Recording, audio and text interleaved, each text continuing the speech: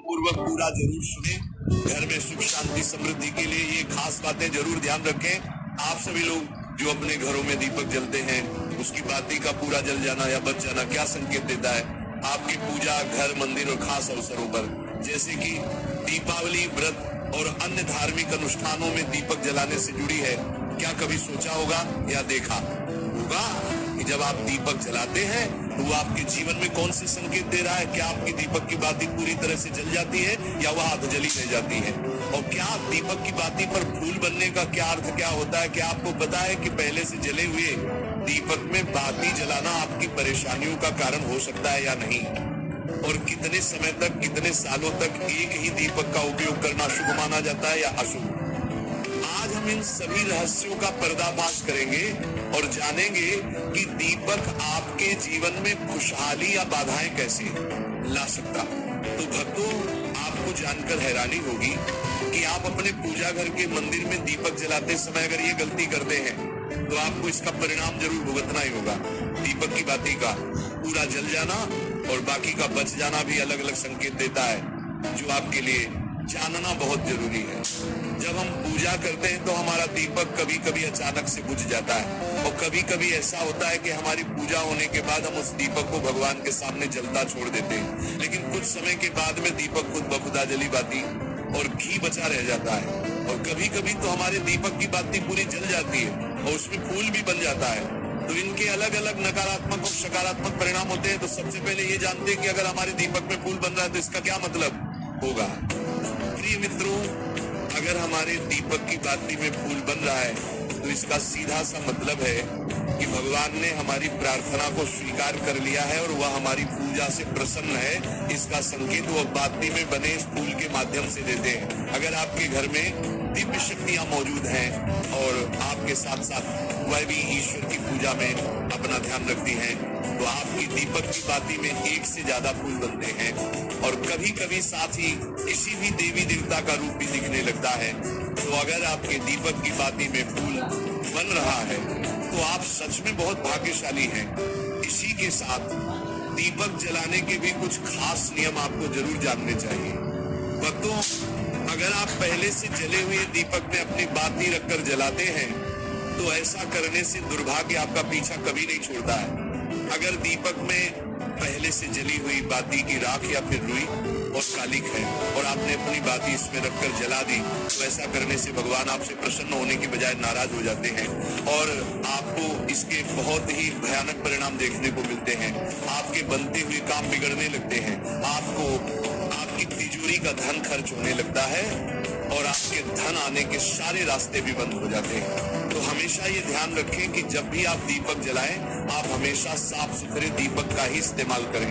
दोस्तों, इसी के साथ कुछ लोगों की आदत होती है कि वह हर थोड़े दिन बाद अपने दीपक को बदल देते हैं। इस पर गुरुजी का कहना है कि आप जिस दीपक से पूजा करते हैं उसे कभी मत बदलिए, आप उस दीपक को सिद्ध हो जाने दीजिए। जब कोई दीपक रोजाना भगवान के सामने जलता है तो वह दीपक समय के साथ सिद्ध हो जाता है। भगवान की सकारात्मक ऊर्जा उस दीपक में आ जाती है और जब भी आप वो दीपक जलाते हैं तो आपका तन और मन दोनों पवित्र हो जाते हैं। तो आप हर रोज उस दीपक को साफ कीजिए, फिर उसमें बाती रखकर जलाएं। आप जितनी बार भी दीपक जलाएं उतनी बार उस दीपक को साफ करके बार बार उसी दीपक में बाती जलाएं। लेकिन अगर आप गलती से भी उस दीपक को बदलते हैं तो आपकी तरक्की में रुकावट आ सकती है। इसलिए आप अपने दीपक को कभी भी मत बदलना।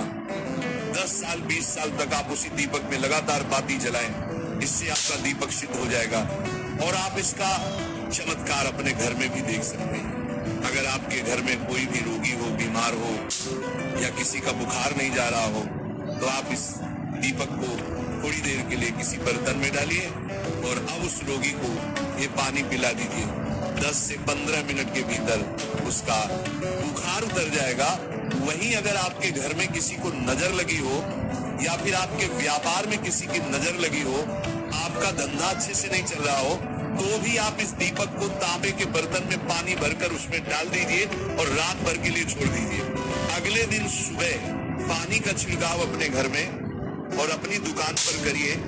ऐसा करने से आपको साफ साफ परिणाम दिखाई देंगे, क्योंकि जब हम लगातार एक ही वस्तु का प्रयोग अपनी पूजा में करते हैं तो वह वस्तु शुद्ध हो जाती है। भगवान की जो ऊर्जा होती है वह उस वस्तु में समा जाती है। तो कभी भी अपने मंदिर के दीपक को बदलने की गलती ना करें। दोस्तों, अगर आपके मंदिर का दीपक टूट जाता है या फिर खराब हो जाता है या खंड हो जाता है, तभी आप उस दीपक को बदल सकते हैं।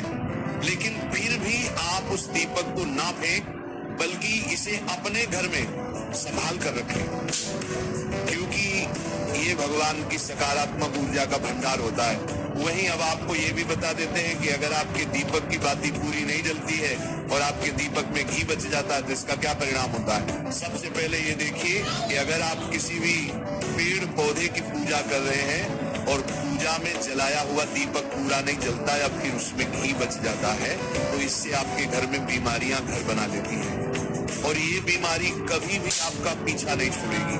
तो जब भी आप किसी भी पेड़ पौधे या मंदिर के बाहर किसी भी स्थान पर पूजा करें तो ये ध्यान रखें कि उसकी बाती पूरी जले और उसमें घी बचा हुआ ना हो, क्योंकि ये आपकी अच्छी सेहत के लिए बहुत ही अच्छा प्रभाव देगा।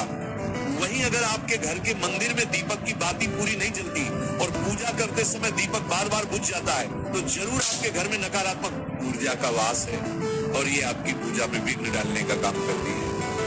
दोस्तों, हमारे घर में अगर कोई बुरी शक्ति होती है या फिर कोई ऐसी ऊर्जा होती जो ये नहीं चाहती कि आपके घर में भगवान की कृपा हो और सकारात्मक ऊर्जा हो, तो ये आपकी पूजा सफल नहीं होने देती, क्योंकि भक्तों एक वातावरण में एक ही तरह की ऊर्जा रह सकती है, या तो सकारात्मक या नकारात्मक। जो बुरी शक्तियां होती हैं वह ये कभी भी नहीं चाहती कि आपके घर में देवी देवताओं की कृपा हो। अगर आपके घर में भगवान ने अपनी कृपा की तो उन बुरी शक्तियों और ऊर्जा का प्रभाव खत्म हो जाएगा।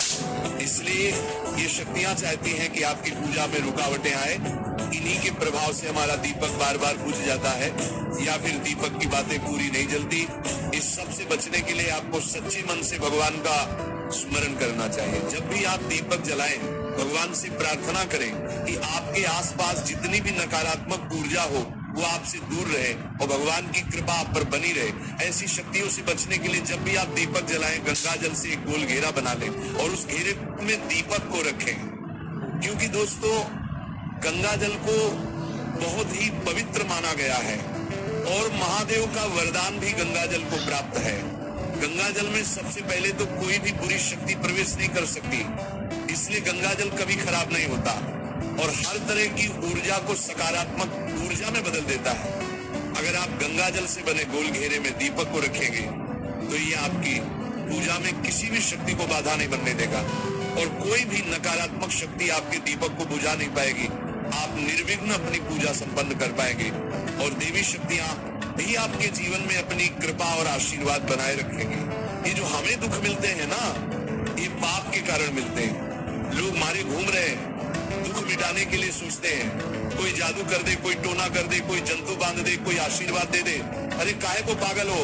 यदि तुम अच्छे आचरण करते हो, भगवान नाम जप करते हो, सधर्म से चलते हो, तो तुम्हें किसी से आशीर्वाद मांगने की जरूरत नहीं।